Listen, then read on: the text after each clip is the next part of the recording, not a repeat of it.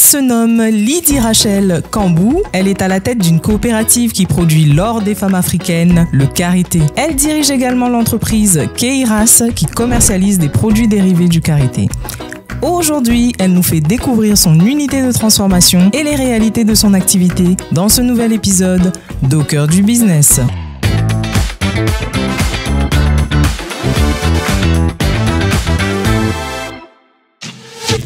C'est dans la ville de Bassam, située à 43 km à l'est d'Abidjan, que nous retrouvons Lydie. Elle nous a donné rendez-vous dans son unité de transformation. C'est ici qu'elle transforme les graines de karité qu'elle récolte à travers sa coopérative. Soyez les bienvenus dans mon univers, dans mon huilerie à Grand Bassam, où je produis le beurre de karité de qualité.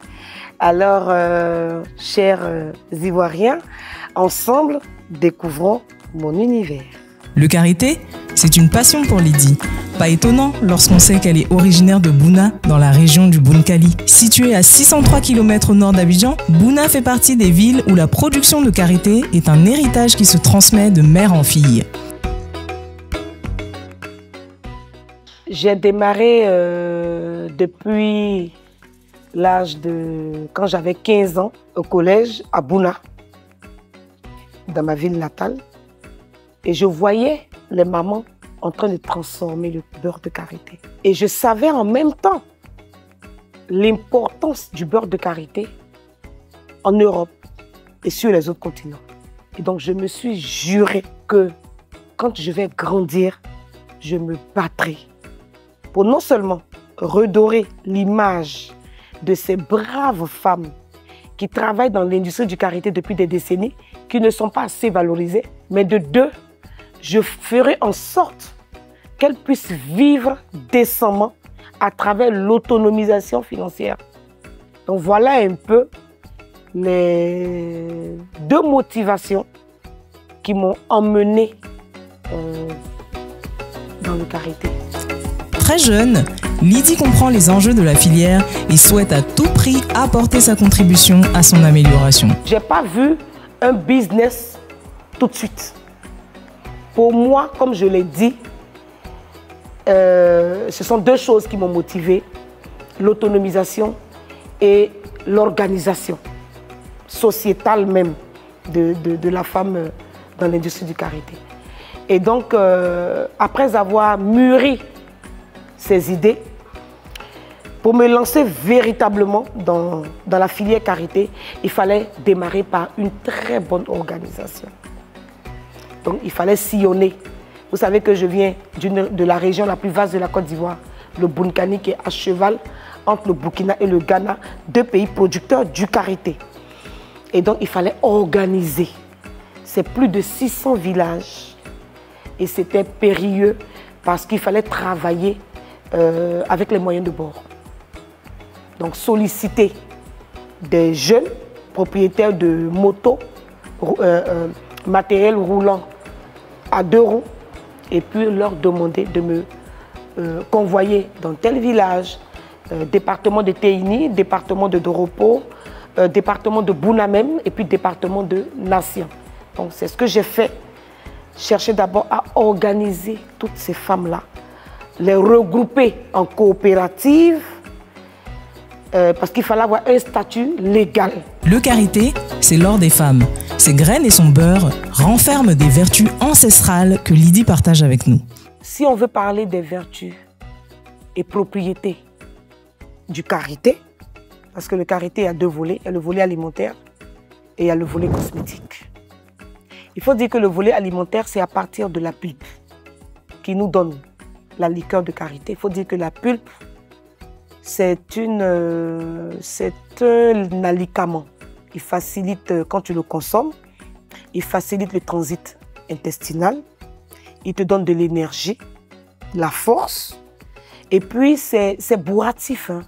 Donc ces valeurs nutritives-là, quand tu l'utilises pour faire la liqueur, tu bois, tu es saoulé, mais tu es bien saoulé. Parce que tu as dans cette liqueur beaucoup de valeurs nutritives. Et quand tu l'utilises, la pulpe de karité, pour faire la confiture, aujourd'hui on trouve tellement de choses sur le marché. toxique, chimique, qu'il est plus qu'important qu'on valorise cette pulpe du karité. Donc, puisqu'on peut l'utiliser pour faire la confiture dans le pain. Voilà, les enfants, avant d'aller à l'école le matin, il suffit de prendre ça, mettre dans le pain pour donner à l'enfant. Il mange, il s'alimente bien et il est en bonne santé. On peut toujours utiliser, quand on fait le beurre de karité, il est alimentaire lorsqu'il n'y a aucun mélange. Voilà, il n'y a aucun additif, quand bien même que naturel. Tant que c'est naturel comme ça, comme je l'ouvre là, ce beurre-là, vous voyez, vous sentez même déjà qu'il est propre. Voilà, il est sans acidité, sans impureté. Voilà, il est propre. Donc ce karité-là peut être utilisé pour les fritures du poisson, de la viande. Si vous préparez une sauce feuille, il faut le beurre de karité pour ramollir les feuilles. Voilà. Et quand vous mangez cette sauce feuille, accompagnée du riz, mais bien sûr le riz local, hein, accompagné du tau, ça peut être le tau de mil, le tau de maïs, que tout le monde connaît, ou bien le tau de sorgho. On sait bien que parmi toutes les céréales en Côte d'Ivoire, celui qui combat l'anémie, qui donne la force, de l'énergie, c'est le sorgho. Quand il est comme ça, il est alimentaire. Et ce beurre de karité, pour le rendre cosmétique, on l'utilise pour faire de la crème capillaire. Tout à l'heure, j'ai parlé de l'huile de carapa. L'huile de carapa, c'est une huile qui est plus amère que la nivaquine. Les Américains en raffolent. Voici encore une richesse où on peut être, c'est pas exploité. Les femmes le font en petite quantité parce que l'extraction est difficile. La noix du carapa est comme la noix de cola. Si on prend cette noix-là, on te lapide, ça peut percer ta tête. Tellement c'est dur. Donc imaginez l'extraction. Donc c'est amer plus que la nivaquine. Vous avez le psoriasis, pied d'athlète, eczéma, dattes, teigne, des pellicules dans les cheveux, des démangeaisons sur nos parties intimes ou bien sur une autre partie du corps. Vous avez un début de cancer. Utilisez l'huile de carapa. Voici les propriétés. C'est pour ça que je l'utilise avec le beurre de karité pour sortir, avec l'huile de Nîmes, qui est aussi très bonne, pour sortir la crème capillaire. Pour ramollir les cheveux crépus, mais en même temps pour traiter les démangeaisons ou les pellicules que nous avons sur les cuirs chevelures. Donc il y a ça. Vous avez ici aussi, on a le miel. Tout le monde connaît les vertus du miel. Le miel, c'est un antibiotique. C'est un antiseptique. Le miel est utilisé même quand on vient de t'opérer. Tu peux mettre le miel, ça cicatrise. La même chose comme l'huile de carapa. Quand on vient de t'opérer, tu es blessé avec un couteau, tout et tout. Tu mets l'huile de carapa, ça cicatrise. Même le beurre de karité, c'est une huile cicatrisante parce que c'est un anti-inflammatoire. Voilà. Et donc, le miel, le pur miel de karité, goût unique, saveur authentique, extraction artisanale. Donc, vous avez toutes les propriétés à l'intérieur du miel de karité. À utiliser sans modération dans le café. Pour ceux qui ne veulent pas du sucre, n'importe quel sucre, vous pouvez utiliser le miel. Le beurre de karité est utilisé pour faire, entre autres produits, du gel douche. Je ne peux pas avoir l'huile de carapa en Côte d'Ivoire. Avoir le beurre de karité. Avoir l'huile de baobab, très bonne pour la peau. Chez nous, en pays Lobi, on a une écorce qui est jusqu'au jour d'aujourd'hui utilisée pour donner de la malt à notre boisson locale qu'on appelle le tchapalo. Cette écorce gluante qui mousse, c'était ça qui était utilisé par le peuple Lobi comme savon. Ça te débarrasse, ça te nettoie en fait la peau. Donc ça te débarrasse de toutes les impuretés quand tu utilises cette écorce-là pour te laver, avant que le côlon n'envoie le savon que nous connaissons. Donc c'est cette écorce-là qui fait du bien à la peau que j'utilise avec le beurre de karité, l'huile de baobab, l'huile de carapa pour sortir le gel douche. Saviez-vous qu'il était possible de fabriquer d'autres produits alimentaires et cosmétiques issus du karité en dehors du beurre ou de l'huile ? La Côte d'Ivoire fait partie du top 5 des producteurs mondiaux de karité. Dans ce top, on retrouve également le Nigeria, le Mali, le Burkina Faso et le Ghana. Selon les derniers chiffres disponibles, en 2018, la demande mondiale de karité était estimée à 5 millions de tonnes. Pourtant, les capacités de production et de transformation de la filière restent limitées, ce qui favorise l'exportation à l'état brut au détriment des produits transformés qui, eux, apporteraient encore plus de valeur à la chaîne. C'est dommage que ce soit toujours les Occidentaux, les Indiens, les Chinois, les Américains qui cherchent à acheter, qui viennent, c'est pas qu'ils cherchent. En ce moment où je vous parle, le kilo d'amande de karité coûte 500 francs le kilo. Parce que les Chinois, c'est une bataille sur le terrain. Les Chinois veulent les amandes de karité, bien séchées, bien triées. Les Occidentaux qui ont de grosses usines d'extraction d'huile en Europe veulent les amandes de karité. Mais où est notre place, Ivoirien, dans l'industrie du karité? La concurrence, elle ne chôme pas. Consciente de cette réalité, Lydie se bat non seulement pour remédier à l'insuffisance de production, mais aussi pour améliorer la valorisation de son karité grâce aux produits qu'elle commercialise. Le secteur du karité est un secteur riche. Pour parler terre à terre, qui donne de l'argent. Il y a des milliards, c'est des milliards de francs CFA à avoir dans l'industrie du karité. C'est vrai que les investissements à faire sont gros, sont énormes, mais ça fait vivre. Au-delà même de ce qu'on peut espérer. Je vous donne des chiffres. Vous savez qu'en Côte d'Ivoire, nous avons une estimation de 300 000 tonnes d'amandes de karité par an. Il nous faut 3 kilos d'amandes de karité pour faire 1 kilo de beurre de karité. Donc, calcul simple. Ça veut dire qu'on peut produire 100 000 tonnes de beurre de karité en Côte d'Ivoire. Côté chiffres, le potentiel de la filière karité pour un entrepreneur dans le domaine est à couper le souffle. Elle nous confie également comment elle s'y prend pour faire la promotion de ses produits. Pour faire la promotion de tous ces produits, nous avons quelques boutiques où on peut trouver nos produits. Et aussi, nous participons beaucoup à des expositions. Comme par exemple, nous venons des journées nationales de la transformation qu'organise chaque année, dans cette période de novembre, le CDT. Le CDT, qui est le centre de démonstration des nouvelles technologies. Donc, il y a des équipements là-bas pour réduire la pénibilité de notre travail.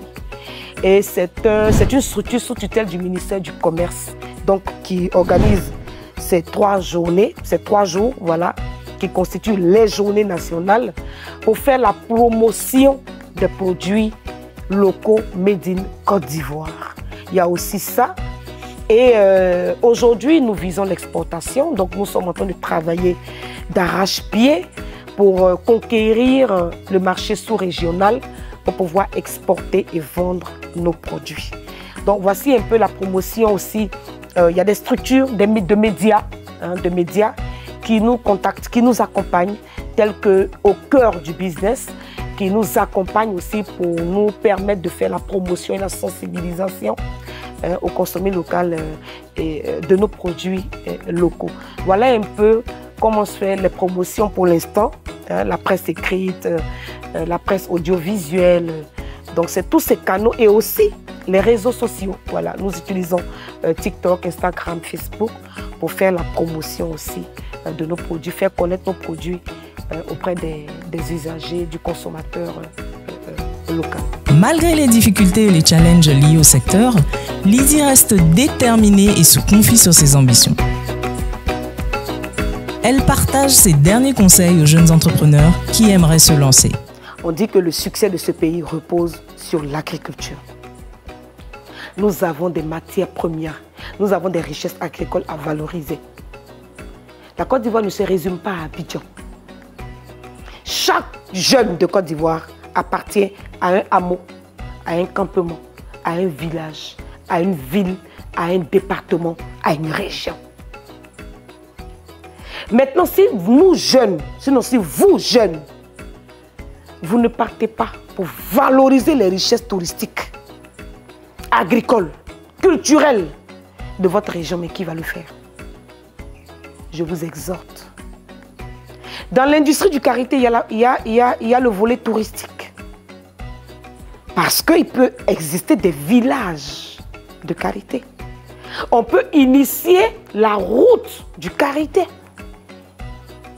en formant des jeunes, des plus jeunes, nos enfants, à la maternelle, à l'école primaire, pour refaire le goût de la langue de nos plus petits au goût de nos produits locaux. C'est un travail. Alors je vous exhorte, jeunesse, jeune génération, sortez de la vie facile. Il y a du travail en Côte d'Ivoire. On ne peut même pas énumérer le nombre de spéculations agricoles que nous avons en Côte d'Ivoire. On peut pas, on connaît, on les a identifiées, mais on ne peut même pas nommer les fêtières agricoles. Tellement il y en a. Il y a encore des richesses agricoles qui ne sont pas encore exploitées, qui sont dans nos brousses. C'est là l'occasion de féliciter tous les jeunes qui commencent à parler leur langue maternelle, qui comprennent leur langue maternelle. Parce que c'est à partir de ça que tu n'es pas déculturé. Parce que quand on dit, pour pouvoir avoir l'amour des produits locaux, il faut toi-même t'accepter en tant qu'Africain, en tant qu'Ivoirien. Quand tu es cultivé en maîtrisant, sinon en adoptant la tradition et le modernisme, c'est là que tu es intellectuel. Alors, jeune de Côte d'Ivoire, je t'invite à t'approprier nos richesses agricoles. Il faut les connaître. Lève-toi, va dans n'importe quelle région. Nous avons 31 régions de la Côte d'Ivoire. Tu vas découvrir, va à la découverte de ce que ton pays a comme richesse. Investis-toi. Parce que tu peux être multimillionnaire grâce à nos valeurs, à nos richesses. Vous l'aurez compris, le business du karité est un secteur florissant et lucratif. Quand on sait que près de 60% de la production de karité est utilisée dans l'industrie cosmétique et 20% dans l'industrie du chocolat, on comprend que la demande et les débouchés sont là. Mais c'est aux pays producteurs et aux coopératives et entrepreneurs locaux d'œuvrer à la valorisation de leur karité s'ils ne veulent pas que d'autres le fassent à leur place. Au cœur du business, on est ensemble. C'est déjà la fin. Merci de nous avoir suivis et rendez-vous très bientôt pour un prochain épisode d'Au cœur du business.